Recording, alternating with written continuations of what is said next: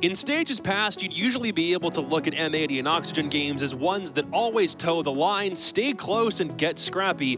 They're usually fantastic television, but will that be the case today? Both teams are reeling from a couple of losses in a row and really can't afford another one, and even on Playday 5, for at least one team, this game reeks of a little desperation. Welcome back to the NAL. I'm Jacob, he's Laxing, he's Foxay. We still need to figure out when OXG get their first win at the stage. They have 1 point, but they need to get more than that at the stage. Yeah, I mean, no team ever really goes out that badly. They always will power up, get at least one big win, one upset win. So it's just a matter of time before Oxygen gets on the board with more points. But this week is such a difficult week for them. They got M80 today, they got SQ tomorrow. God, it would be scary to start off a stage 0-5. Yeah, it's going to be a tough week for sure. And when we look at their last stage as well, I mean, they played the weaker teams. Now you're like finishing the stage with the stronger teams, and you can't find success on that front. So maybe they'll find success today, but I just don't really see that happening. Yeah, me neither. I mean, OXG has just been all over the board, still finding their footing, whereas M80, I mean, a little bit of a fall from grace. They've been doing well in week 1. Week 2 is a little bit slower of a start. We'll see if they can just try to like equalize here, find a good little middle ground back and forth. Also, just to set the stakes real quick, this is not an insurmountable challenge for any team just in the NAL in general. If a team has ever gone down 0-3 to start a stage, it has been recovered twice since we've had this playoff format. Mirage obviously couldn't do it, so they didn't go to the Copenhagen Major. Space Station and Beast Coast both recovered from 0-3, even an 0-4 start, and made it to that major, even if it meant making a last chance qualifier run. Yeah, absolutely. I mean, the only difference here is when you look at these teams, SSG learning their growing pains. Beast Coast definitely didn't have much time to adjust to what... Yeah, 2 weeks. They didn't have much time to adjust to where they wanted to go. But on the other side is when teams start losing, you can see the effort changing, the steps that they're taking towards the right direction. So far from Oxygen, we haven't necessarily seen that. And we've been highlighting it that since they've gotten rid of Dream, since they've gotten rid of me, they don't really have a call out on the team that's pushing people forward. They don't have a Canadian on the team that's pushing people forward. And so who's holding everyone accountable? And that's what we want to see, at least if they want to hope to making it into playoffs. So what do they need to do at this stage? To avoid an 0-4 start, which again is recoverable, what does this Oxygen team need to do to bounce back and actually get some meaningful points? I mean, they got to play together. They got to play as a unit. They got to play exactly how they played when they had Fox, when they had Dream. Because again, Fox said it. They don't have someone that's holding anyone accountable. Not Dream. Hopes is gone as the main coach. Yep. Hopes was always someone that definitely was, getting on people, making sure they were there. Fox as well. And then Dream took into that role. Dream's gone. It's just a matter of they need to be playing together. They need to be a team. And we have a graphic to look at their stage's performance, because last stage we touched up on it. They went 5-0. Yeah. But clearly that hasn't been the case, because when you look at this now at stage 1, again, they started out great. This is the first 3 matches, perfect. But then you look at stage 2, and it has immediately fell off. Sure, those games are close, but this is not where we would expect Oxygen to be competing at, let alone performing at. Not at all, and it's no shame to Had. I mean, Had is obviously a good performer individually, and time and time again, we talk about Oxygen just having great individual performers, but especially at this current meta, there needs to be something more. And every single rendition of the trio of Yogg, Diaz, and Gomez has always had some type of a forefront of a leader. On the prior Exet roster, on the prior M80 roster, they had Iconic. On the Exec roster, they had Spirits, they had Bodega leading the team. This is the first time where such a big responsibility has been given to these 3 players to build something with that core. And unfortunately, it's just falling flat. And no shame to those players, amazing individual players. We just need somebody to step up, and it's so difficult to ask a roster of young rookies to step up, and the coaches right now are just yes men on the background. And even when you look, we didn't have a graphic for it, but this is like compared to last stage and this stage, this is by far their worst performing stage as of yet, which is insane because you think of all the different rosters that Reciprocity has had, that Oxygen has, and this has been the weakest looking. That's cause for concern.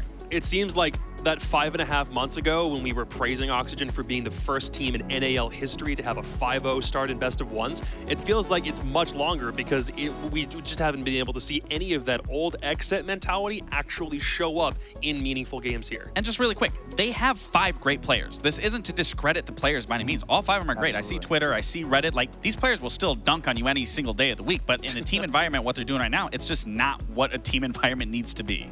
So now they're trying to climb the M80 mountain, and that's a problem in and of itself on the best of M80's days, but they didn't have a great week last week. In week 1, 2 wins on Clubhouse. Week 2, 2 losses on Labs, so now we're trying to figure out why they looked so discombobulated when they played Labs twice. I mean, M80 may look like they're not reaching their full potential, and a big part of that was the Nighthaven Labs. Labs was just a map that didn't really look fundamentally like M80 knew how they wanted to approach it, but in week 1, we saw great things out of M80, and then we highlighted those things. And then in week 2, obviously, the M80 that we know and love got taken to a map, and against Sonics, it was very sloppy on first on their attacks. But their defenses, they were able to make it close. It was an 8-6 loss. So when you're thinking of M80 on that Nighthaven map, we highlighted the issue with their Monty player and the way that they were using the Monty. They weren't capitalizing on Kino that well, and that was the issue with that first map. But then to go immediately after to bring Luminosity to that map, it just looked like it was not taking LG seriously at all and not understanding the fundamentals at all. And in this clip, you'll see that M80 just goes for a plant and they're just skipping over the fundamentals of Nighthaven. They don't have top floor for control. Luminosity has full control. They try to go for an exact same plant in a smoke this time. It doesn't work. And time again in these rounds, it just looked like they weren't taking Luminosity seriously. They do the exact same rush that they did against Sonics. Yes, you're able to get the kill onto the Warden. Kino has the sights. He's able to go for a plant. Uh-oh. You look up at the ceiling, we don't have top floor control again. These aren't issues with M80's kills, and when they are messing up and they aren't able to accumulate some rounds, they go for desperate plays like this where LG was just ready for it. And time again, it didn't look like M80 had a response, and it really came down to the map, to them not changing anything from Sonics to LG and just looking sloppy all around. Yeah, and I think it definitely goes into the factor of they did not show Luminosity respect, because if you think about it, the first 2 games they played Clubhouse twice. One was with Beast Coast, it was a really close game. The other was with Wildcard, and that was pretty much kind of a shutout. It was a 7-4, it looked a little different, but again, it's Clubhouse, it's basic fundamentals. Then you look at the SQ game, sure, they lost there. They was like, okay, well, let's take LG to the same exact map, fix our mistakes, and because it's LG, they're at the bottom of the pool, this should be easy. But then you look at that map, and like you were saying, and that you just demonstrated, they had no proper fundamentals of how they wanted to play the map. It was skipping almost a lot of steps. Yeah, it was almost a repeat, if not worse, than what we saw against the Sonics. So, and again, if you're going to do that to Luminosity when they have been looking like the most improved team for one of the weaker teams, it's a little disrespectful. But I mean, hats off to Luminosity nonetheless to be able to punish them on that. But if you're going to then go in today's match overall, there should be a far significant improvement from what we saw last week versus what we're going to see today. Yeah, this is not just the issue of the map was the problem in this case, because if the fundamental issues are there on one map, who's to say that they're not there on tons of other ones, right? Oh, I mean, absolutely. I disagree. I think 100% was a map issue, because obviously Nighthaven Labs, I mean, just not holding the top floor is such a simple issue that could be corrected. And it looked like M80, their solution in the Sonics game was, we'll just win on defense. We almost brought it back. And against Luminosity, they just said, we just need to get 1 or 2 attacks here, and then we'll bring it back on defense. They just didn't respect LG. And I do think that has a big part to do with the map, but I don't think they're going to let that disrespect happen when they just lost 2 big games that they needed to win in week 2. Right. I mean, I'm on the fence about that, because even if you aren't respecting the team, the fundamentals should still be there. You should still just run into a site or hold a site and just think like, oh, it's going to end this way. Like, there still has to be some sort of teamwork being implemented. And you go from such an intense game against Sonics to not an intense game and getting smoked by LG. I mean, yeah, the fundamentals need to be there no matter whether or not you're respecting a team. That's what's going to win you the game. Uh-oh, we're getting Play Day 1 vibes here. Clubhouse is the first map picked for the again consecutively. Is M80's third time playing? Yes, I think this favors, as much as I want to say M80, I do think this favors Clubhouse. I mean, favors Oxygen more, just because they have been struggling a lot, where you have seen them struggle on every single map that they played. Yep. Now you're going to go to a map that is very basic, very simple, that really does allow Oxygen some hope, some air back in. But again, it's just a matter of, I mean, both these teams are struggling in certain areas. Obviously, Oxygen looks to be the weakest of that, but still, for M80, this is a little ballsy of a pick, in my opinion. Yeah, we talked about it last stage, where Oregon was a map that you don't take the team that you are better than to, because anybody could win when it comes to Oregon. Clubhouse now becoming the new Oregon. It's the same thing. It's such an even playing field. And for a team like Oxygen that has desperate issues IGLing and adapting, Clubhouse is a map that has been around since the start of Siege. People know how to play on it. They know how to adapt.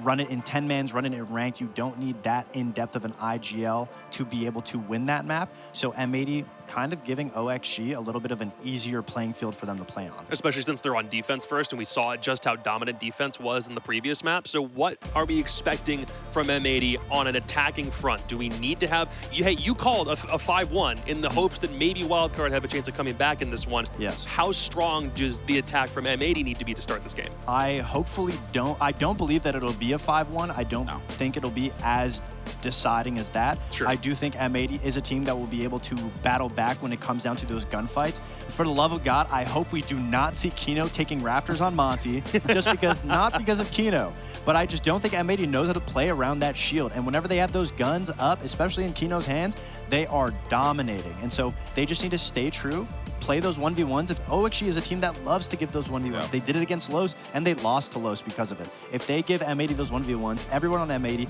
is ready to take those ones. It's M80's game to lose still, but it is an even playing field. Yeah, it's definitely an even playing field. I mean, we've talked about it again and again and again with Oxygen, that they like gunfights. This is a map where gunfights are definitely going to be very pivotal, and especially for power positions. And M80 isn't going to be scared to take those gunfights, but it does go on that front. If you can't win those gunfights against Oxygen, they are going to roll all over you. Teams have come back from 0-3, even 0-4 deficits in the past, but the question again is whether Oxygen actually have the ability to get out of that crater, or if M80 are going to put them another 100 feet down under the dirt. Parker and Jesse have front row seats to what might just be carnage. Oh, well, carnage is what I expect when I see these two teams do battle. M80 on a bit of a weird spot right now, kind of on a plateau. They are perfect ones across the board. Jesse, bear with me here. One regulation win, one overtime win, one overtime loss, one regulation loss. What a roller coaster it's been for M80. They started off their season with 2 victories, 1 in OT, 1 in regulation, and it's been all downhill after they lost in overtime to M8 or to Sonics, and then lost in regulation to LG in one of the more surprising results, I think it's safe to say, of last play day. It was Friday the 13th, after all. But while I'm doing that, it's your favorite time of the day, the operator bans. So take your numbers and make them work. My numbers have not been working so far. The attacker bans both catching me off guard. Maverick and Grim, pretty rare to see. The 2-brow I had, and then I'm going to say a zombie for the final ban coming out here, and it will be Valkyrie instead. 1 for 3, not my best showing. All in all, though, I do like these bans. Foxday said that he didn't want to see Kino on the Monty. I'm going to go here ahead here and say that you probably will see Kino jump on that Monty. Might not be first round. It might be first round, just depending on how things go. He does love that operator, and it's not banned. So be prepared to see that. I like the Grim ban quite a bit. Grim really good for taking blue control when you're pushing down into the basement. Can be super helpful for rafters as well. There's a lot of strong spots where Grim can come into effect. So all in all, I do like these bans. The Maverick ban as well. We saw a lot of Maverick in that last match that we just watched on Clubhouse between Dark Zero and Wildcard. So all of these bans making sense. Nothing too crazy, but I certainly don't think that they were the easiest to predict.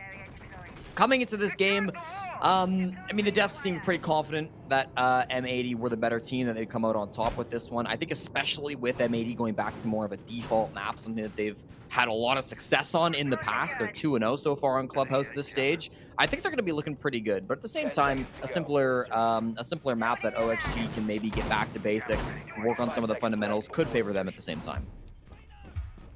I like seeing Clubhouse yet again.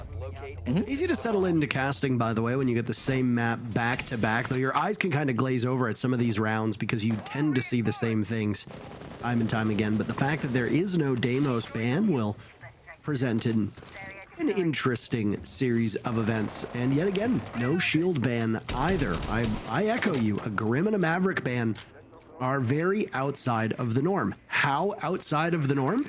Well, Grim's only been banned once before, same with Maverick. So in all of the play days through North America, these two operators combined for just 2 bans. Now it's 4, and we'll see how the attackers can muster without one of the most played operators on this map of Maverick. It's going to be a full anchor strategy from Oxygen, so we're not going to see any action for a little while here. One thing I do want to bring up, now that we didn't see Scopos in our first game, before this morning, somebody in my Discord asked me to predict who would play the first Scopos in North America. And looking at the games, I predicted Spoit to bring it out. That may be an ignorant pick, but we didn't see it in our first game, and Voigt can be one of those players who likes to go kind of aggressive on some of these roams, especially if you're playing basement. So I just want to put that out there before we start.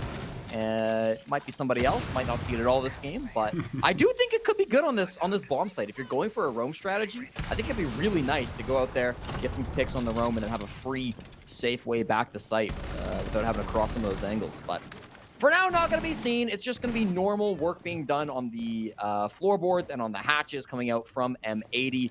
It's going to be a very standard push coming out. The Mira windows may be a problem, but they've got some good utility. Both Ace and Habana can be very strong operators for taking out these Miras. So should be all there from M80. They should have all the tools they need to get this open and start with their execute in the next 30-ish seconds.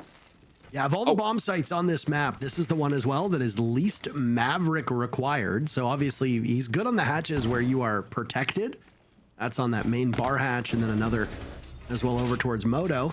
Late reinforcement going up as Hyper will lead off the killing. Down goes Newers, one of the most formidable players in all of North America. And now Yaga is taken down by Kino, who had an angle from above. He was looking for something earlier on. That might have just cleared open church for M80 with those 2 kills. OXG will look to retake some of the soil that they had lost. Cameraman, the only kill for M80 so far. Hyper will join, but it's all up to Gomez now on OXG. And he's shut down by Hyper. Wrong players. Wrong teams. M80 wins the round. Impressive stuff coming out, especially from Hyper on that entry. You know, when he came into M80, a lot of people were surprised that he wasn't playing that entry role. That's still going to be taken by Spoit. He's a player that has historically been an entry fragger for Dark Zero in the past and for a couple different teams throughout his career. But he's coming back in as a flex role, and he's not taken a lot of opening picks. Only about 12% of all entries have been taken by Hyper so far from M80. Spoit getting the lion's share of those, Citizen a lot of those as well. But he's still got it. When he needs to make that entry point into the bomb site, find those 3 kills, he absolutely can do so. Like that coming out from him. OXG on their front, a shame they couldn't survive a little bit more in the early round. I say early round, I mean like 60 seconds on the clock. They just bled too many bodies before M80 actually started their push. Or if anything, it was the very beginning of their push.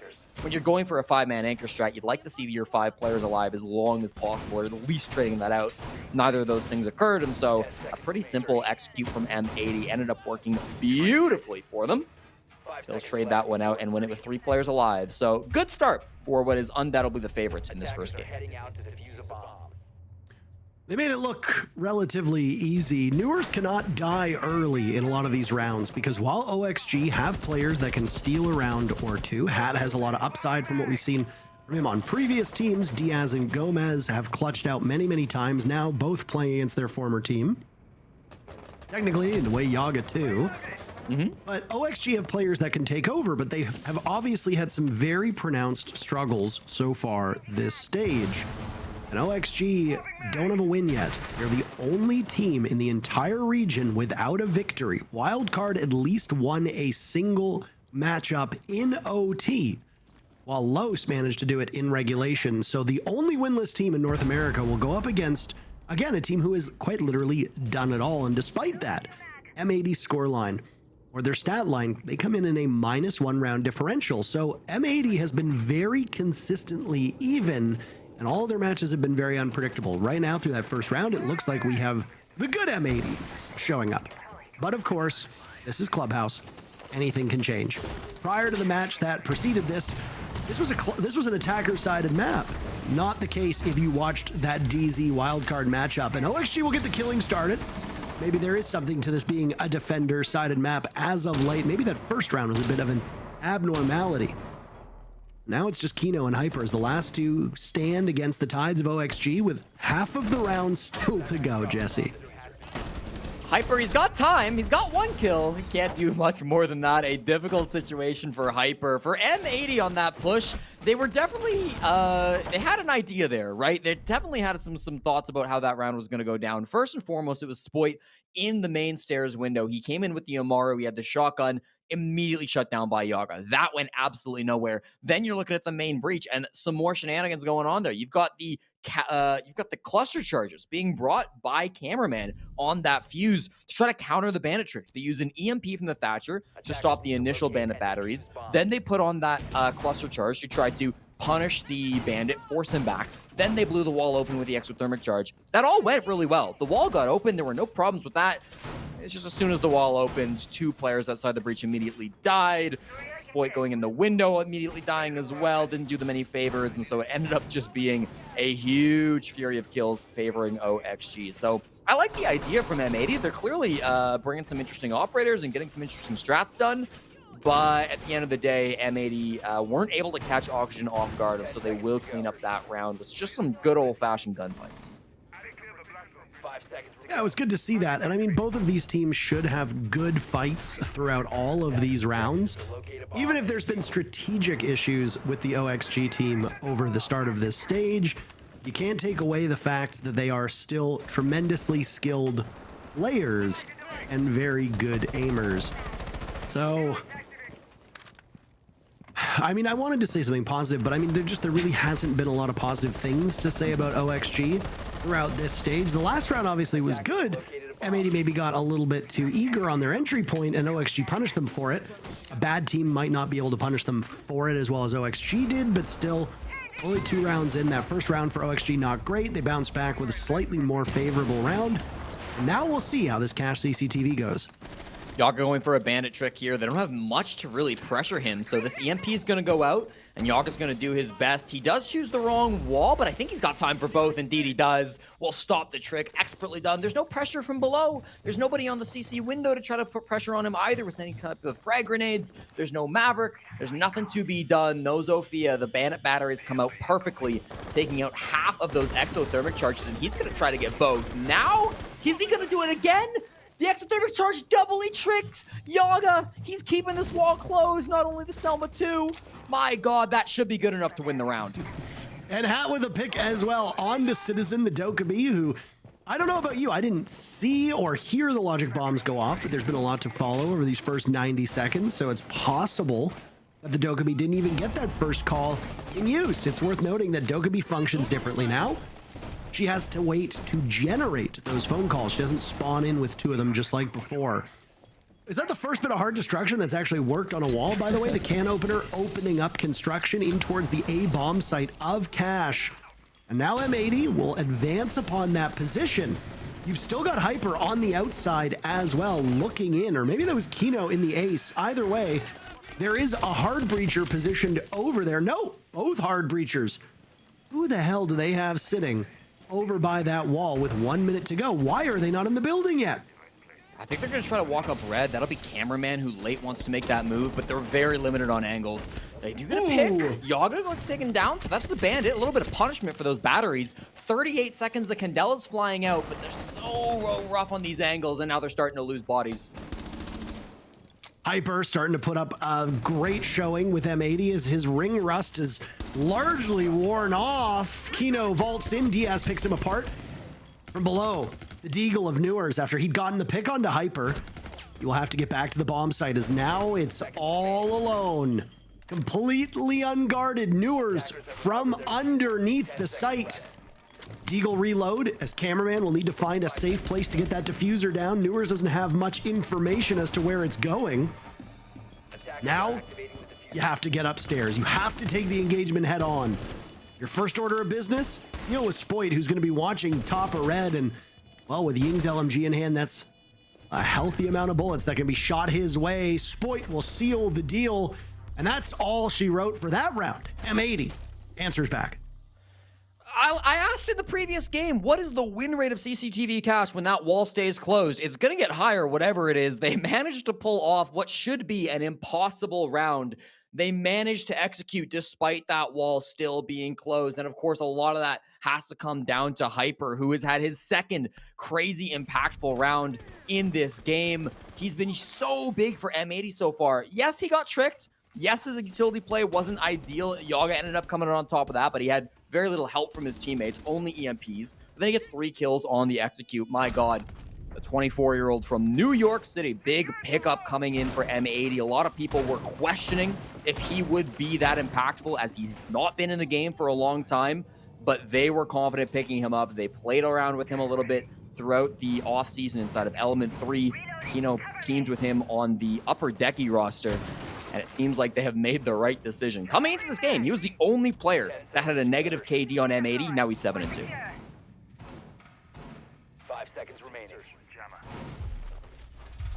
Very even stat lines across the board for OXG. Citizen yet to get a kill for M80. That is maybe a troubling sign, maybe a worrying sign, but M80 also has that depth. They can also do some serious damage. Deimos appearing yet again, no Scopos. Those are the two big things that we're going to look at in this particular matchup, because Deimos was banned in our first match of the day. Is now going to be brought and will be used hopefully more effectively than what we saw from the Dokkaebi Citizen in the previous round, dying before the utility could be used. The way that Deimos is applied to certain bomb sites alternates. Sometimes you want to use those early to pick apart the roamers and deal with the off-site play of the defenders. Sometimes you want to keep one. Oh, what the? Hold on. What was that? Oh, no. They both looked at each other and thought, wait, you're not my teammate. Oh no, Gomez. That's a little bit of an awkward one. Does get taken down now as the opening death. That's one roamer off the board. Going to be favoring M80, and everybody else will mostly fall back. Hat and Newers are still on this main floor. Hunting Hat, and he hits the head. No, that's Newers also going down. At the same time, there's Hat falling to the Deimos. So that's all three roamers picked apart by M80. There's more than half the round still to go, but Auction, they only have 2 bodies to play with. How is this falling apart so quickly? What a sloppy beginning to the round, and I think that will leave us scratching our heads. You know, it's getting so much value from these drones here. Both Yaga and Diaz are spotted. So M80 knows exactly where these last 2 players are. They've lost visual on one, but you heard the explosion, a rotate over towards Church. So you know one's Church, you know one's Arsenal, and you still got that drone that hasn't been spotted by Yaga yet. The drone itself will now be moved. Kino still getting even more information from that. It allows them to take out Diaz. And is Yaga just waiting? Is he on borrowed time? There's the Deimos death mark. And the follow-up? It's Kino to get the job done. And a round 1 flawlessly by M80 as they stretch their lead. Citizen, one of the best Deimos players in the world. It's most played operator throughout this stage so far, and I think we're really seeing the strength of Deimos in this stage because so many operator bans, not in our last game, but often the operator bans in this meta get dedicated towards the Monty. They get dedicated towards operators like Capitao, like Blitz sometimes as well. Oftentimes, Deimos is sneaking through these operator bans, and he is so powerful when he gets active inside of the server. I love seeing that out from Citizen. Not only, of course, getting him a kill with that vert pick in onto the bar player, but also helping his teammates being able to calm that information. That'll now force a tactical timeout from OXG. They'll get a chance to talk to some of their coaches on the desk. Foxay called the OXG coaches, and I quote, just yes men. Of course, Redeemer and Kizzy doing their best now to try to talk to the rest of the players. Hopefully they can get them back on track because we saw in our last game how defender-sided Clubhouse can sometimes be. For OXG, if they don't get at least these next 2 defensive rounds, they're going to be in a bad spot heading in towards that second half. Yeah, it's quite a dire position to be in for Oxygen. And I mean, again, there's a lot more to this than just the looks on their faces. But you saw during that timeout, and you've seen through much of this particular match, there has been no joy, no enthusiasm on the side of the Oxygen players. I mean, troubles with the OXG organization that have swirled for a while aside, these players obviously are having some issue with the team composition as well. You know, and just as we referenced in the very first match, we can talk about the second matchup now as to how the chatter on social media for OXG was that they lost leadership when Foxay was moved off of the team. A lot of people thought that the mantle was then put on Dream to lead the team. And then when he was moved off of the squad and Hat was picked up, the question then becomes, who is leading OXG? Who's guiding this team? Because as we've seen with about half of the teams in NA, an IGL change makes or breaks your season. For OXG, it looks like it's the latter right now. as OXG has been a perennial top 4 team in North America, but this team right now, this core, looks like a shell of its former self. And honestly, not having a dedicated or experienced leader might be a huge, huge part of it. All right, Gomez and Newers have head back to site, but at the start of this game, all 5 players on OXG at the start of the round were over on this cash side of the map. There's one player still that was inside of Raptors as well. I believe that was Diaz, but he's left very quickly to rotate back in towards cash. So now he's going to be able to play a little bit safer towards his teammates. They all started on this side of the map, and within 60 seconds, it looked like they were all going to fall back. Instead, Diaz says, nah, I'll stick it out. Probably the right call because they have no pressure down below, and a lot of this utility was dedicated towards the cash side of it. So you're going to want to close things up with those Kiba barriers, do your best to stall out time. And here is Kino on his favorite operator, an operator that Fox said he didn't want to see Kino play. He's playing it now as is expected. Can they use this Monty to push out these cash players from their positions? Can he use this Monty to get some kills for the rest of his teammates? Because that could be so vital in speeding up this clear. If they go down, though, that could be exactly the opposite. Citizen down below, you know how much caliber-based destruction that Magnum could do, and he's got live tracking on Diaz, who manages to survive, just a little bit under half his HP. Now it's Hat with the Monty of Kino breathing down his neck. I know we've joked about Kino's effectiveness, but he plays it safe. Cameraman collects the kill. And now Kino will have some more attention over towards Cash. Gomez. If he goes for a flank here, he's going to be in an awkward position. Citizen seems to know that there's a possibility of another player being down here. Typically on the defense, when you don't get any kills up on that cash extension, when you lose bodies, you kind of have to go for some desperation plays. A flank down below could be it. A C4 from inside of Kitchen could do that as well. So there's a lot of options for them. But as we creep towards the end of the round, 45 seconds now, it's going to be a construction-focused push from M80 as they try to get on in with the Monty. They're also moving a couple players over towards the Jacuzzi Breach. It's going to be the Thermite and Thatcher combination from Hyper and Cameraman. If they can get that wall open, add an extra dimension, that could really help them out. But don't forget about that C4 that was placed inside of Kitchen. It could be devastating if Kino chooses to vault into logistics. Just toying with where to go next. These are the traps strewn about. And Kino sees all of them. They're no longer cloaked. A beautiful 1-2 punch by OXG, and the punches continue. It's a flurry instead. Hyper is the last chance for M80. Tries to tear strips out of the frost, cannot get it done, and OXG just slams the door on M80, doing anything the tail end of that round.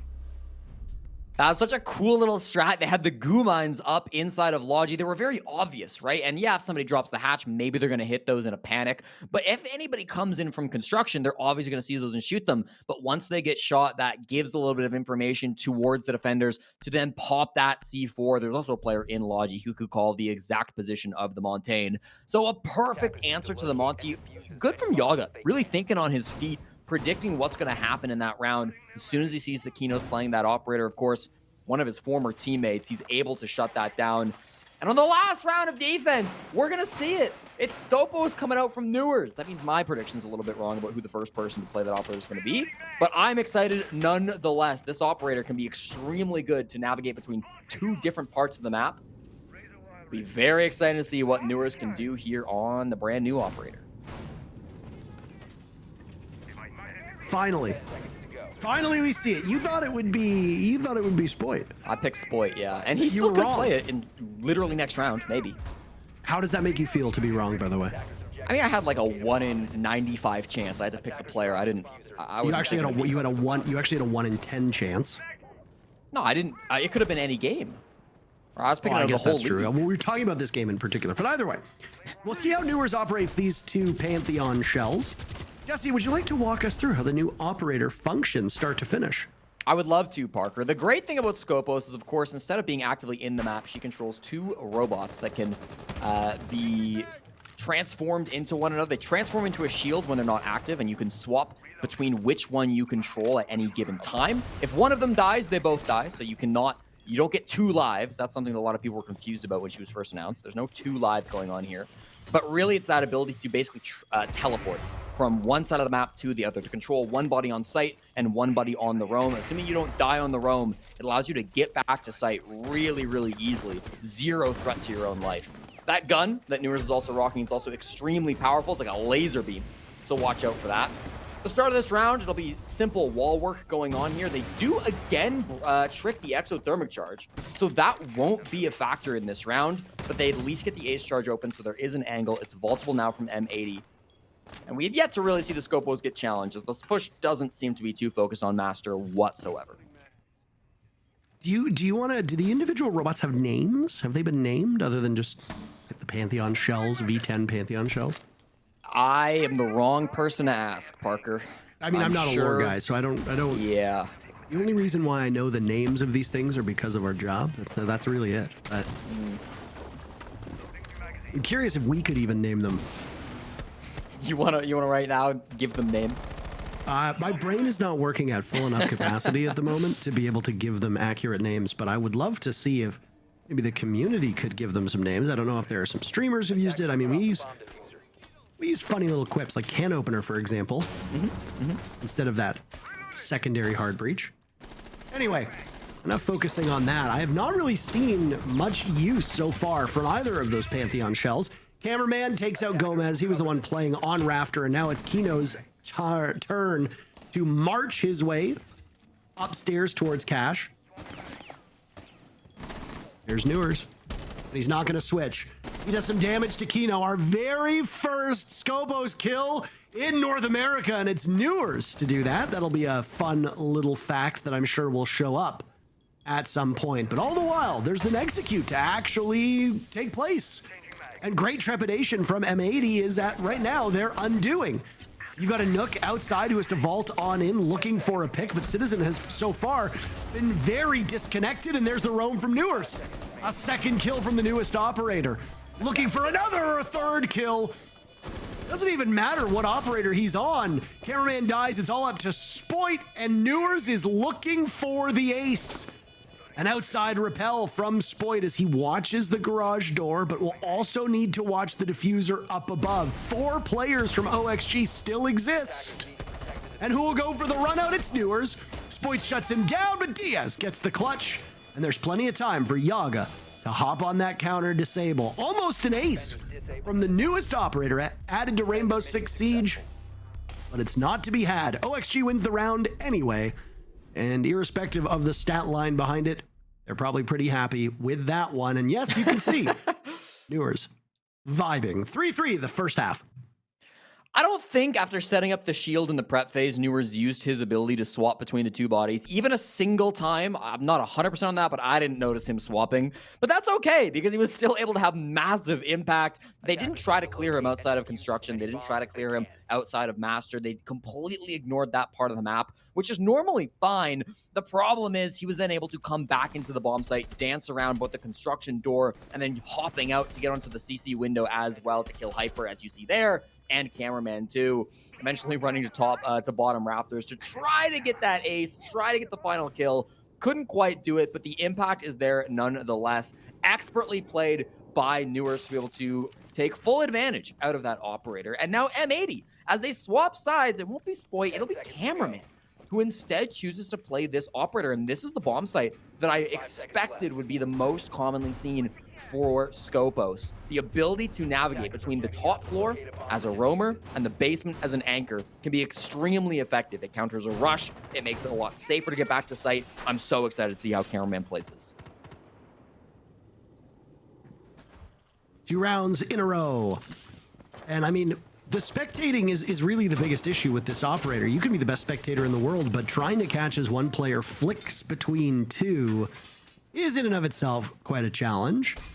But yeah, for a bomb site like this, it will be very fascinating to see. And you just saw Hyper walk past the one shell that was undeployed. It's just sitting there like a shield with a cam, and that's really all you're going to get from it. While the other roams all around. And it will really be the first good look that we see at a top level. There you go, Cameraman now activating it, and he will get into action. Genuinely, I think one of the most inventive operators that has been added to this game in a very, very long time, excluding a conversation about its proficiency. Oh no. Okay, so bashes the camera. Now you can't see out of it any longer. I don't believe you can get this kill. The mute jammer there as well. If you set up a claymore here, you effectively kill the second scope host. Cameraman is on that, by the way. Yeah, so you can utilize it as a camera. But with no claymores actually being brought by the attackers, that's going to be a constant threat. If they don't have somebody watching for that at any point in time, cameraman could shift back to this operator and go for a flank. That's what Yaga is trying to do right now. He's trying to bait the swap by staying completely still and hopefully trying to get a free kill. You really, really want to see it just pop into action, but they're not giving it anything. There we go, maybe.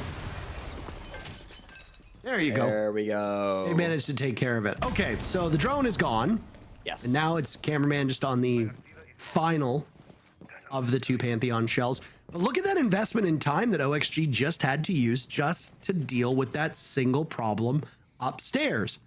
Now you have to rotate out, use your utility to crack open this site. You've only got 40 seconds to do it.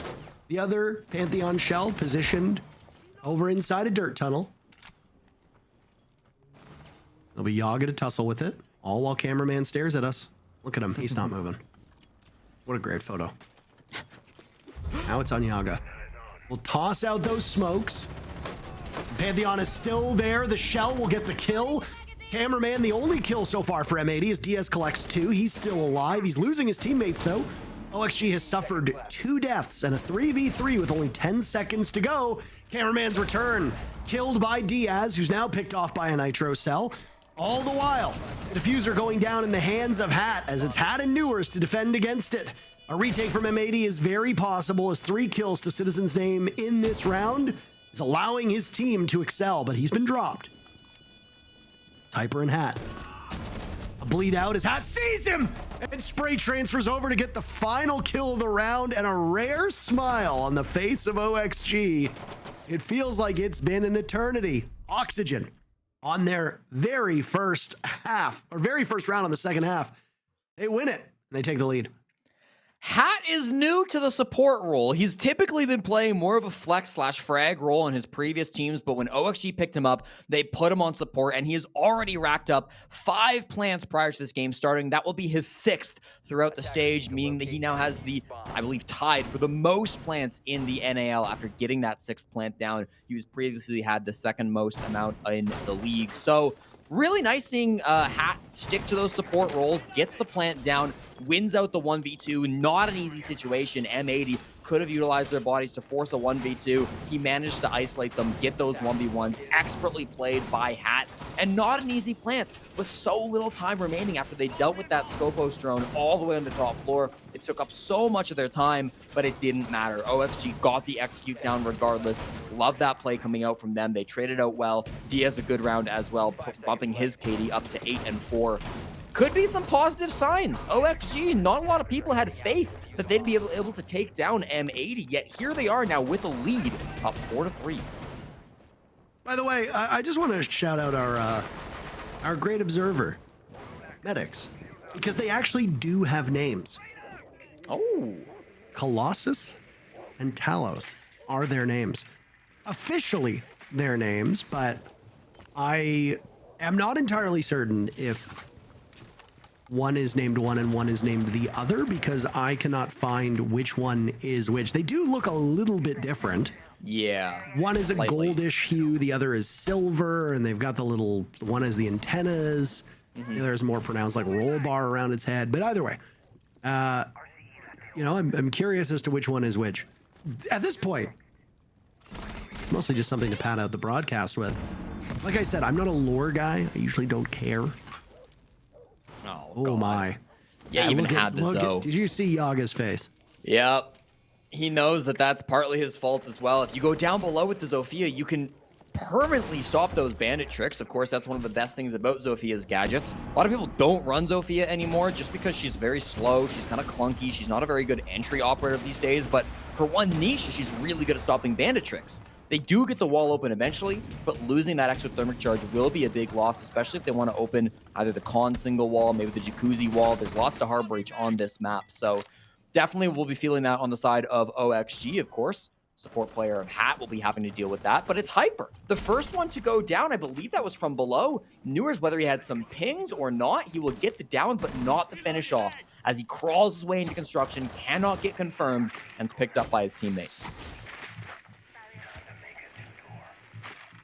There's a lot of HP all gone at once.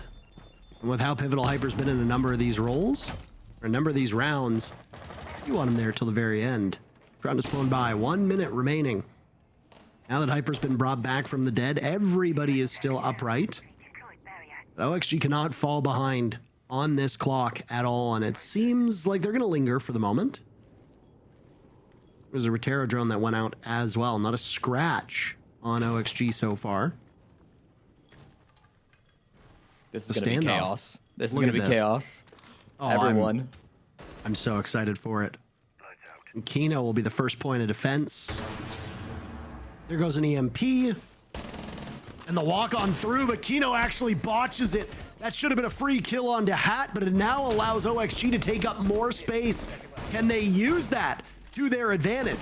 They've lost one player so far, Kino, ensuring he doesn't make a mistake the second time, as the slaughtering will go both ways. The timer almost at 0, and Spoit will get the final 2 kills.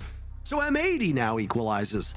On paper, this should have been an easy matchup for M80, but OXG is making them sweat. And through 8 rounds, both of these teams are tied. 5v5 executes with low time is never easy for the attackers. It's especially difficult when you're going up against Kino in the shotgun that seems to be his favorite weapon. He believes in that gun more than anybody else. He gets away with kills with that thing that I feel like nobody else would. But in that one, it's pretty simple. They're just around the corner. He shotguns one in the back. Does get traded out, but it's good enough to really stall that push. The Fenrir dread mines as well, having a huge impact to just slow them down even more. When they get into the bomb site, it sows chaos. It makes it difficult. The comms get a little bit cluttered, and that's going to happen when you're in that full 5v5 execute. Really difficult to make that happen just because there's so many things that you need to focus on. There's 5 different players trying to enter from potentially 5 different angles. Nobody's dead to kind of calm things down, look at things from a big picture, call the shots. It's a difficult round to call as an IGL, and I'm sure for OXG, that was a tough one for Gomez to try to navigate around with the rest of the squad. But it's still 4-4. They're not in that bad of a situation, although they did kind of blunder the Zofia bandit trick situation last time. They'll get another attempt. Not with the Zofia, but with Thatcher and with some more operators that can try to pressure in Cameraman. I'm a little worried that they don't have anybody that can easily go below, but we'll see what answers they have to another bandit trick being brought out by Cameraman. Citizen goes huge through the door. And what a way to shut down an advance into the garage and literally killing the 2 players who were trying to open it up. The Monty and the Ace problem solving outside of those back panels of the garage, and they are no more. You saw that look on Hat's face. You know how OXG feel after that one. My. Still time to pivot, but it's not good for OXG. Certainly not. Great little entry coming in from Citizen. He has 8 opening picks so far in this stage. That'll add at least 1 to his tally. Most of his picks have come on the attack, but the defense, he certainly can find entries as well. That puts Oxygen into an awkward situation. You lost your Monty, you lost your Ace. You still have Hard Breach, and it looks like you're wanting to push in from construction, so you're still going to have a bit of an angle from attack here. But with only 3 players alive, all M80 will have to do in this execute is trade on out. They have time to work a pick, but they don't really have the operators to do so. If you had a Deimos, maybe you could go down below, or a Buck, try to get something done from there. Gomez is on the bottom floor, but it's going to be tough to say what he can do just playing the Thatcher, watching for flanks, but nobody's down there. Nobody's looking to make a move on the side of M80. They're happy. They got 5 positions inside the site. They got full Raptors control being held onto by Hyper. They got C4s if they really want to, and especially with this construction to cash wall staying closed, it's going to be really awkward. The Nitro Cell, half damage to Hat, but he does survive. They've got EMPs. They can try to open this one up, but they actually might not be able to, especially with Gomez flanking up the red stairs. And there it is. He can potentially crack open the round with that one. Gomez gets 2. He's still in this same spot, delivering as much pain and suffering to these M80 players as he can muster. He's been down, so now it's all up to Hat. He's reduced to smithereens, and what little is left, it's broken up by Spoit. M80 sees the lead on the seesaw back and forth matchup. And what a sloppy and messy round started by Citizen down below. That first pick catching both of those players on the side of OXG off guard. Gomez tried to make it even. He tried to bring it back, but there's only so much you can do when you're in that position, and M80 just waited it out. And with the exception of relinquishing their vision on red stairs, it was M80 in control for much of that round. 5-4 the score line. M80 can move to match point with this bottom floor defense going in their favor. They liked the Skopos before. They're going to bring her yet again. Yeah, really excited to see how that one does play out for OXG. They're hoping to get a little bit of an easier round. It's never simple to execute in a 3v5. They tried to make a move flanking up the red stairs. Gomez thought he saw a gap, and to be fair, he did get a couple kills from there, but not going to be enough. So now they have the lead that they had built on their attack, 4-3, has withered away to 4-5. I'm hoping Cameraman doesn't do exactly what he did last time. I want to see him staying unpredictable. It looks like that Scopo shield is in the exact same position. Obviously, he could move it. He could transform into it and decide to go somewhere else with it. But you've got to imagine for OXG, if they're coming up against the exact same obstacle, they should be able to deal with it a little bit faster. I do, despite losing the round, I do think it was a good piece of utility for M80 the last time they held this bomb site. It delayed a lot of time, but I mean, fool me once, shame on you. Fool me twice. It seems unlikely that Oxygen will spend as much time the second go around trying to clear out this shield if Cameraman doesn't move. Was the one thing that we raised was how much time was spent by Oxygen just to get that small part of the map, and it's the exact same setup as before, so OXG might want to just wait and not expend a considerable amount. Wait a minute. Okay, well. You got to bring the Ash. Had his problem solving. He also looked to see if he had a way around it. He could not find one. Props to them for trying, though. I love when I love it because it reminds me of when they're like, well, I know how to deal with it. You can't deal with it. It's impossible. And then you don't trust your teammate. You turn around and say, maybe I can do it. No, you can't. You know.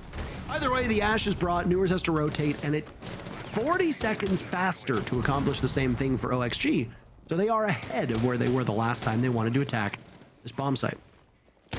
That doesn't mean they're out of tricks, though, on the side of M80. Double stacked on the secret stairs. Cameraman and Citizen could be up to something, but I think Citizen has now fallen back, and Cameraman as well. So they're not going to be going aggressive on those stairs to try to get anything done. The hatch, of course, still being worked on by Oxygen as well. They've brought 4 can openers plus a Habana, so they shouldn't have too many problems. There is a Kaid, but you have Thatcher. There should be ways around this on the side of Oxygen. It's going to be another 5v5 execute. It's going to be pretty chaotic as they go on in. The last time they tried this 2 rounds ago, the 5v5 did not go their way. It can be a little bit easier. The bomb site's a bit bigger here, and you can have a few more angles of attack on the side of Oxygen. So in theory, this one should go a little bit better. And immediately they will take out the Skopos. That's Yaga to open things up onto Cameraman. The Og Dog himself will march down the rest of Dirt Tunnel. Robot is gone. Doesn't matter if you were alive or dead, or active or inactive, I suppose, in this particular instance. Now it's Citizen's turn to watch Dirt Tunnel as all the attention from M80 is in a different direction, and Hat could capitalize off of this. No, M80 cleans up hard on the kill feed, though. Yaga with a quad kill. Gomez actually steals the ace. Excuse me? Where did that round win for Oxygen come from? You know what? He kind of had to bait his teammates, but he got the 4K and he got the round win, so it's all okay. The Habana drops the hatch with the fuse kit. You'd think that'd be the most important operator to keep alive. Immediately shut down by the Warden, but who's in Dirt Tunnel? It's Yaga. Got the first kill entering into Dirt. Got the second, the next 3 kills, really. Exiting out of Dirt Tunnel. The smile on his face, the man who rarely smiles, coming across from Yaga as they equalize this scoreline. Look at this shot. Look at this shot. Oh, hardly a pixel. Yaga playing fantastically against what is his former team. Those who are maybe newer to the scene may not know it, but Yaga and Kino actually entered competitive Siege together when they both decided to join Oxygen back in February 2021. The next year in 2022, Yaga and Kino left OXG together to join this new XSET roster. They formed the core of it with Gomez and Diaz. That XSET team eventually became M80. Yaga then left that M80 to go back to Oxygen in 2023. Then in 2024, M80 benched Kino for the Sixth Invitational and used Yaga as a replacement, being loaned in from Oxygen to play for them at the SI. And then after SI, Yaga returns to OXG, taking Diaz and Gomez with him. The history between these two squads has been absolutely ridiculous, and it can be kind of tough to keep up with. But there's a lot that goes on between Yog, Kyoto, and the rest of them. There is, but unfortunately, there is a technical issue, which is once again necessitating a break. So there will be more storytelling and narrative to happen when we get back into the action in just a few minutes.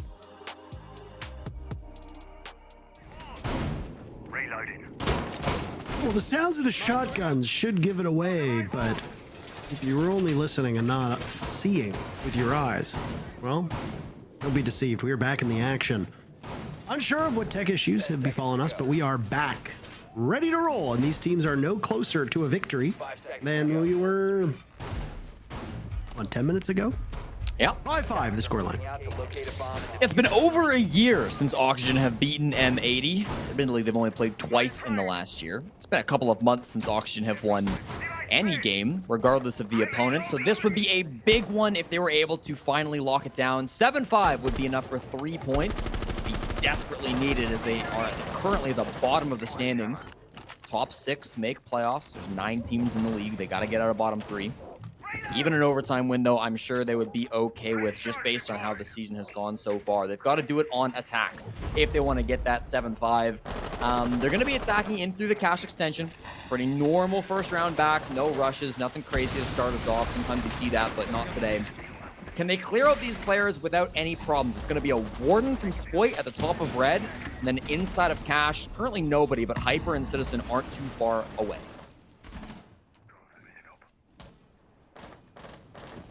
How is a minute already gone? Very, very odd. We'll see, the round started about 60 seconds ago. 70 like now. That's about Thanks. how it happened. Really appreciate you. Really appreciate you being... Anytime. Okay. Either way, breach is open, flashes are going in. And it's Spoit to contest with them. He's lost his reticle, but it doesn't matter. M80 with 2 picks. Back to back, another will be had. Every member of OXG walking into their own doom.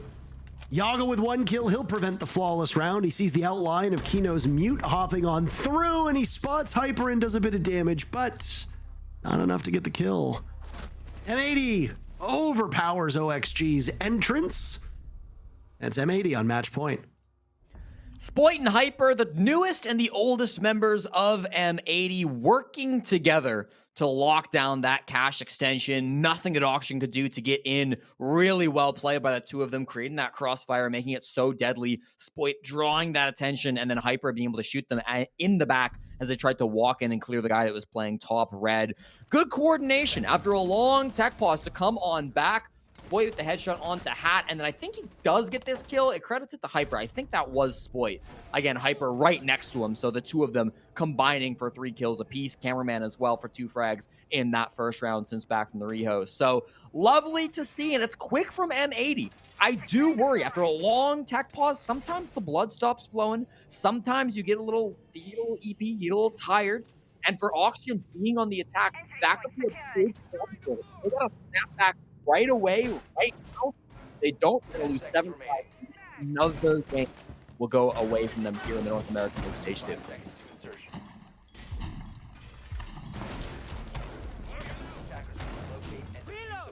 Very pivotal round. And boy, oh boy, how dreadful would it be for OXG, but not just the team, but also their fans to wait that whole line, come back, and still ultimately end up watching their team lose. That loss would be very bitter. But if you're an OXG fan, unfortunately, it would appear that you have become accustomed to losing based on their performance so far in this stage. And the problems for OXG are not going to go away. I mean, they can try to problem solve, but Honestly, it's been a pretty good start to this round for Oxygen now as they get a pick on Nespoit, who is heading for the hills. And he's caught as he's barricading a door down near the bomb site. OXG draw first blood with still over 2 minutes to go. That's what we needed to see, some faster play. It's not even really a roam from M80, but you punish Spoit on that more forward position. The Electric Claw, that's a sneaky one. It's actually up top here. If they try to get that with maybe some of these X-Kairos, they might miss it. Usually you'll put the X-Kairos, a 2 X-Kairos on the floorboards, as the Explosion will typically get it. It doesn't really matter. It looks like the EMP will go out anyways, and that will always hit the Electric Claw unless you throw it terribly off center, but they'll get it this time around, no worries.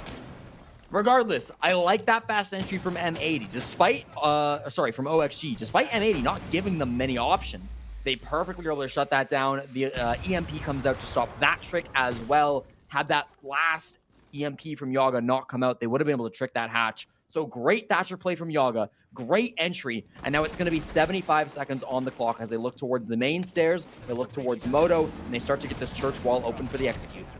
And Hyper manages to pick off a couple for his trouble playing on that mirror window. Now it's Newer's next, and Hyper gets the job done with the Nitro Cell. Down he goes at the hands of Hat, but those flames will linger by Moto door, which keeps Diaz from advancing the way he wants. Lucky for him, that church wall is opened up. And those flames won't be a huge deterrent for the rest of the round based on time. One body over towards blue as Diaz finds a safe place next to the cases to get the plant down, but Citizen ends him, and you can see the reaction from cameraman as M80 wins back-to-back rounds and OXG remains winless. Nice to see that from Hyper as well, coming back onto this roster. That is the best game that he's had since returning to professional play. He's got to be feeling so good. The rest of M80 all in high spirits. Can't say the same for Oxygen. They continue to fail to get wins here in the second stage of the North American League.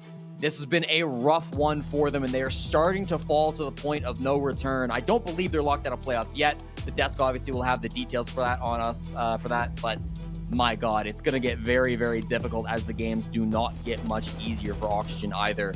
That'll be the game. M80 on top of it from this matchup. In regulation to boot, that's going to be 3 points on the board, Parker.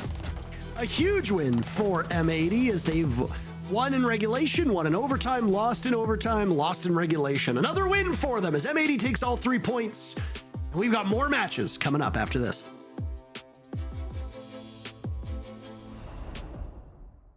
You might want to go back armor soon, okay, Cameron? Not yet. Okay. Because I have C4, guys. I have C4. C4. Stack up with Ben. Okay, just lift Ben. Can someone help my motor, walking? Yeah, In church. In church, guys. On church box. Front box. Landing. You see I get the main guy. Let's sit on him. Nice! Let's go! Apostolos. Straight clubhouse play for M80 turns into third straight clubhouse win as they get the dub over OXG, who themselves dig further and further down into the dirt looking for some water, but still can't find anything. A game that was still probably closer than M80 would have liked. You're taking a team that doesn't have any wins to round 12. Yeah, I mean, I said this was going to be a little bit of a gamble for M80 to leave this map up to Oxygen because, again, it comes down to basic fundamentals. So I wasn't expecting either team to blow one out of the water. I expected it to be close, but I'm not necessarily surprised that M80 does close it out just based off how they were playing. Yeah, having a 3-3 split here is more than you could ask for if you're Oxygen. Obviously, some good defenses that were backed by the gunplay from OXG. That's what we've been talking about. Their only redeeming quality is the fact that they can shoot well. And this is the exact map that you would have wanted to go to. We saw that exactly from Newer specifically, a lot of shooting well from OXG. But when it came down to the side swap, it just looked like M80 was overwhelming them, specifically on the way that they were just constantly forcing OXG to go for these plants. OXG was not prepared for those at all. Yeah, and I mean, I said this was going to be a game that's going to be straight up gunfights. You obviously see the entries going in the favor of M80 only by 2 kills specifically. But again, huge gunfights coming from M80, and they weren't scared to take fights. And this is why I said Oxygen, like, yes, you are going to want to take these gunfights in some scenarios, but M80 isn't going to be scared to meet you on that front. And you can clearly see Hyper is just leading that chart. And I do want to touch up on this. I was in Hyper's stream last night, and prior to the game that they had originally, he said that he was going to break the kill record. They're going to get a win. And I didn't say that because they they ended up losing to LG, but he did actually do extremely well today, so I didn't want to jinx him just yet, so I am glad to see that he found that success. Yeah, and I mean, thank God he was able to do well, because M80 is the only team I know so far on Clubhouse, their biggest struggle is opening server wall and hot tub wall. I mean, great bandit tricking from Yaga, but M80 is the only team that can still win cash rounds, even though they can't get the wall open because of Hyper specifically. That guy can somehow just doesn't get the thermite the wall open and still is able to get 3 to 4 kills into the site. I mean, M80 just made that game a lot harder than they needed it to be. Absolutely. But I mean, they came out on top, so I guess it's just something to take out and make sure that you guys can work on, work on the ace and the thermite charging at the same time. So you guys can get a server wall open, please. You would think after playing the map 3 times now that you would like have a general understanding of, all right, let's work together to get this wall, and you just seem to not be able to get it, but still manage to muster out the rounds. And even for Hyper to get those kills from construction into green, into top red, into server, wall banging someone, I mean, it just leaves you to question if Hyper wasn't on the team. I think we see that round easily going to Oxygen's favor in both the C9 game and both this game. M80 having problems against Hot and Cold opening up plat wall, you can say it's just Hot and Cold playing really good. M80 having problems against Hot and Cold and Yaga trying to open up plat wall. No, they look horrible getting that wall to be just the one thing that they couldn't do right. Also, debut of Scopos in North America finally. Every single time OXG either played it or played against it, they won.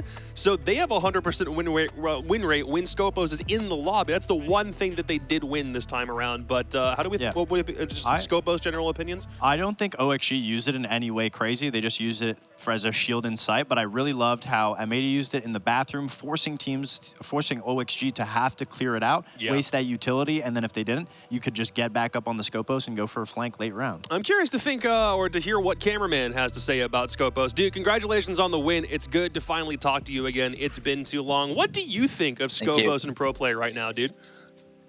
Oh, I think he's a great operator. Like, I just feel that the model, like, it's kind of like too thin compared to the other operators, but and the noise, like, also when you hit it, like, it doesn't seem like you're hitting someone. It's like metal noise. Other than that, I think it's good. I think like the whole idea of the operator like brings a whole different level of roaming and lurking, like you guys said. Like you can go to third floor. Imagine like in my position, I was holding third. Like it's a position that you cannot leave, so you're just stuck there. But if they don't go for third, imagine now you're in third floor and you just roam around. Well, I mean, you left Oxygen stumped. They looked at your scope. If you go back and watch the VOD, they looked at your drone just for probably, the operator for like a minute and a half, and then finally clearing it. I was watching the camera, okay, so you saw it. Question, so why would you guys go to Clubhouse? Obviously, Oxygen hasn't been looking very strong in their maps in general, and Clubhouse being a very fundamental-based game that leaves window of opportunity really for anyone. And I can't say that you guys look necessarily dominant on Clubhouse. You guys are obviously winning it, but what is the reason for leaving that map up and then obviously being so close? I think our Clubhouse is pretty strong. We're just messing up with the walls. I don't know today how we didn't get the wall. What is going on with that server wall? I don't know. Like today, the other day we messed up. Like the round that we won against was BC, right? Yeah. No, yeah, Cloud9, yeah. And that round we messed up the counting, but today we did like we do every day. I just don't know how he got both. I think he pre-fired the bandit chart, so it gets like difficult to open, So yeah, I think props on him. Well, I have a follow-up question for that. In those situations where you guys can't get walls up, you guys still manage to win the rounds just by getting kills. You being the IGL, when something doesn't go well with the strat, how do you go about positioning your players? Do you guys have it preset? Do you tell people where to go in the moment? What's it like? No, seeding actually helps me a lot with the IGLing mid-game, so usually we're playing different side of the maps, like we kind of do this on purpose, so if I'm opening a wall, like what can I call, like I'm just opening a wall, I don't see anything, I'm not, like I don't have any intel inside the map, but then like I just heard like, oh, I had the gap here, like he was working something else, and I was just like offering like help, like okay, we don't have the plat open, so what are we gonna do? And then we just cooked the plan and it worked well. Yeah. Beautiful. Well, congratulations on the dub again, dude. It's a really good bounce back after 2 straight games on Labs. Can we just pick your brain a little bit on why Labs felt like the play to go to twice last week and why it didn't quite work out? I mean, like, I feel that last week we were just not being ourselves, like, in game, because I feel that we've been screaming really good, and I think we just got a little bit scared, you know, like to do our plays. I don't think it was like, oh, like R9 Haven is bad or something like that. It was just like Sonics was a tough game, but I still think that we should play better and maybe win the game. But against LG was just not us playing like at all. So I was gonna say I don't know what they have. Like it's always like that. I don't know. I was gonna say we touched upon the desk and thought maybe it was a little bit. You guys just didn't show them the respect because clearly the game against Sonics to that game, it looked like you guys were just trying to cut corners to win rounds. Where Luminosity was like really focused on winning those rounds and doing everything they could to stall you guys out. Yeah. I think we're just overthinking. You know, sometimes like we need to push, and we just kind of afraid to push, like do our plays. But we just need to do like what we do in our routine, like on our daily basis. You know, that's all we need to do because we've been doing good, and we are very prepared for the whole tournament and everything. So yeah. You looked a lot more in your bag on this one, dude. Again, congratulations. It's a great way to bounce back after what happened last week. And keep that going, dude. You know, when we see M80 play, especially with Scopus, it's a lot of fun. So keep it going, man. Let's go. Thank you.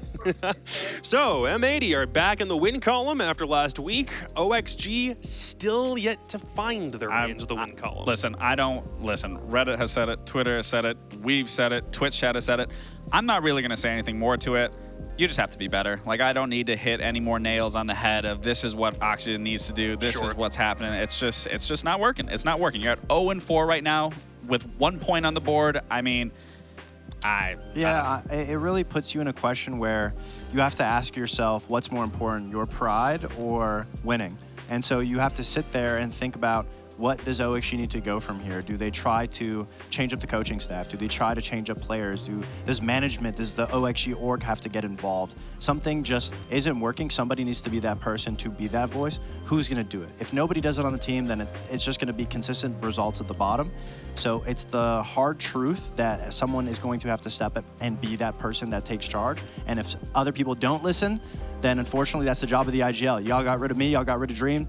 Somebody has to make everybody else work, and if they don't, that person's got to go. So it's just as simple as that. And if OXG wants to get to its prior glory, I mean, me, Lax, Dream, and Vert, the last time we made a major, all 4 of us are not on a team at the moment. I mean, so that may be OXG's only chance. We went through 1,000 iterations throughout, like I said, Reciprocity and Oxygen, and we still were managing to be at land. Sure, we didn't win anything, but we were very close to winning things. The fact that you still went to land. Yeah, I mean, we're still a competitive team with any roster change that we made, so I don't really think this is an excuse. I mean, it definitely doesn't help removing Fox or removing Dream and having those figures, but the fact that, again, you are starting out 0-4 versus your previous stage of a 5-0, and then for the past year, this is your worst performance by far. I mean, something's got to change. Do you want to be right, or do you want to win?